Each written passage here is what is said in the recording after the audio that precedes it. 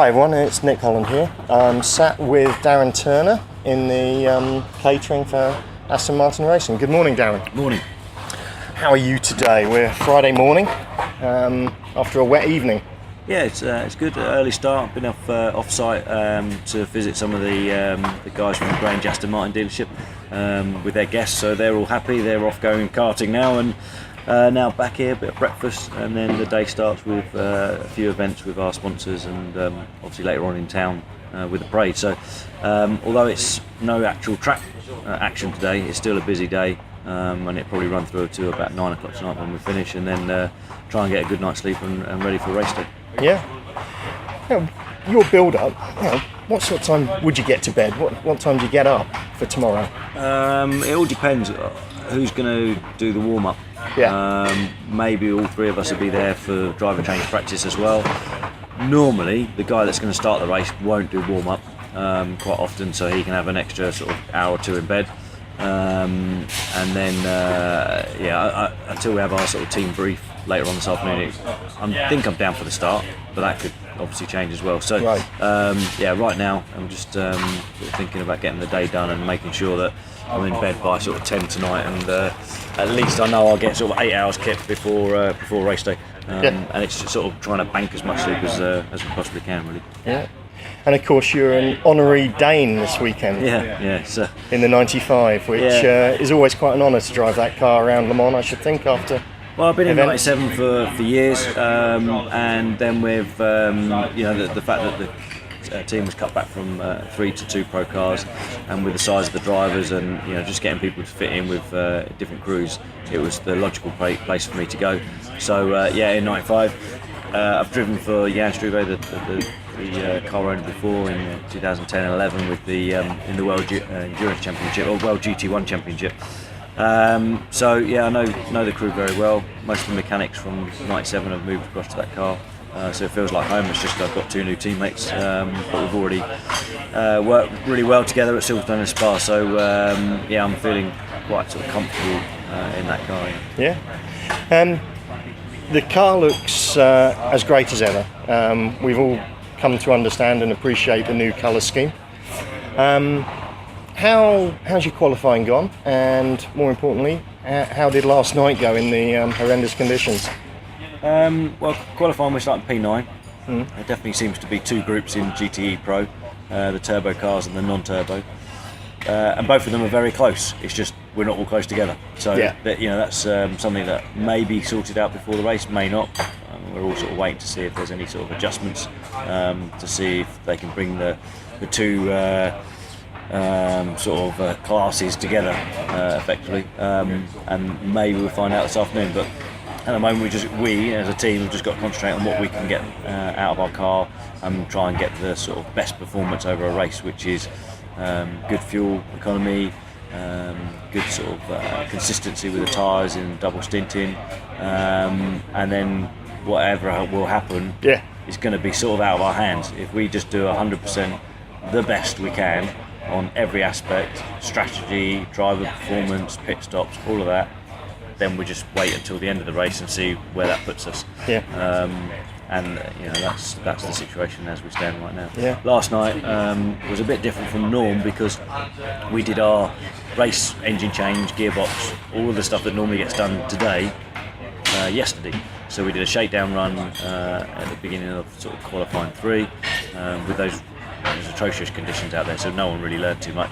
Made sure the car was okay, checked all the parameters, and then we did a little bit of tyre testing towards the end in those sort of wet conditions that are a bit more consistent, and just sort of evaluating what Dunlop had available, and see what the best sort of situation would be.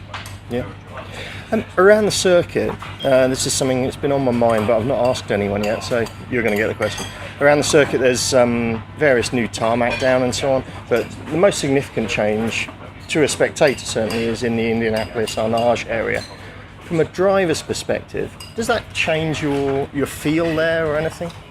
The trees being further back and so on? It does on the first few times sort of through the complex, but very quickly you get back into just concentrating on the road ahead and the tarmac ahead. So yeah, it is different, and I sort of didn't really notice it that much on the test day, but I did on the first running on Wednesday evening. Yeah. I don't know if that's because there was more spectators about than we had on the test day. And so I was more aware of them straight ahead and on the banking and everything else. So you do pick up on things, but in reality you soon sort of get back to the job in hand and finding your apex point, your braking points, and just getting all your references. And some of them have been not on that particular part of the track, but sometimes you are using things that are outside the sort of arm code as your reference. So when they make changes, you sometimes have to look for different references. Yeah. Okay. And there's now a small pond on the inside of Indianapolis as well, so watch out for that. It is behind the wire, thankfully.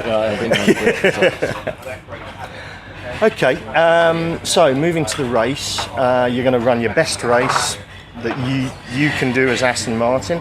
Looks like you're in the usual garages, just separated by Straka from the old enemy or old friends at Corvette.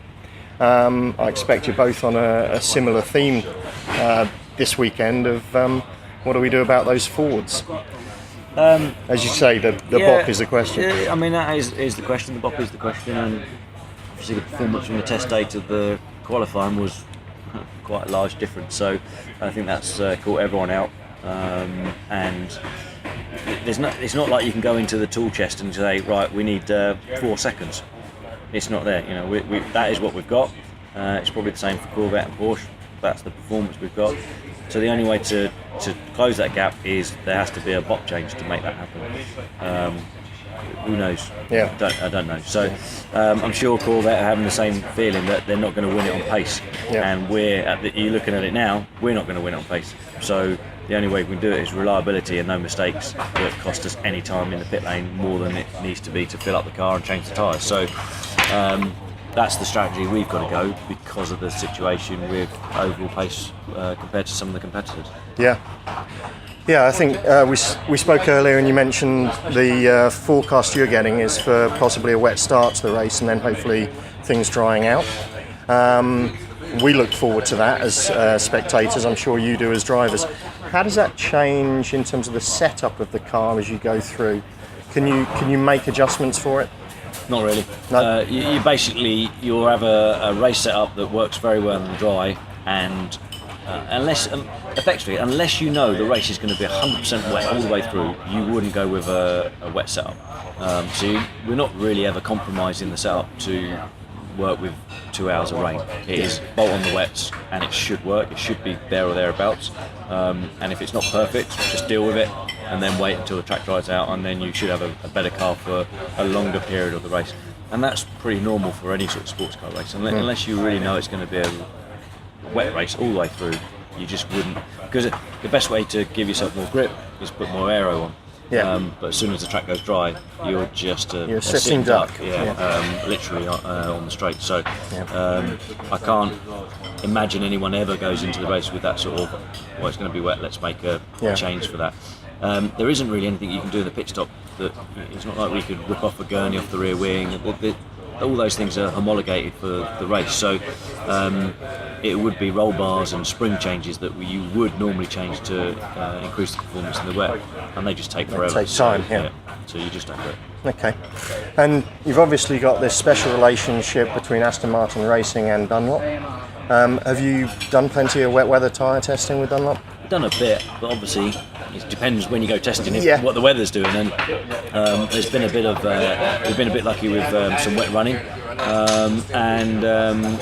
it's still work in progress. It's early days, even on the dry tyre. It's early days. We're learning so much every time we go out. It's a really good relationship. Because they're learning about our car, we're learning about their tyre, and every time we go out, you find a little bit more performance. And it's not one of those things you can just suddenly bolt on and you're magically going to find 2 seconds. That's just not how it is. All the tyre manufacturers are like the teams; they're pretty close to the limit anyway, and there's not much sort of gains to be had. It's all little bits and a little bit of knowledge every step of the way. But they have been able to make compound changes that help with the front engine car.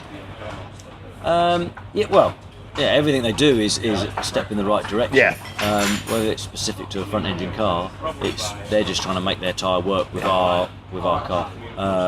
And there is evolution of compounds and construction as time goes on. Yeah, I suppose it's a front mid-engine car, isn't it? Well, it's quite a long way back. The balance is the way it's pushed back. Yeah. Super. Thank you for your time this morning, Darren. Everyone at Sports Car Global wishes you all the best for the race. Have a safe one, and more importantly, have a very, very long one. Thanks very much. Cheers.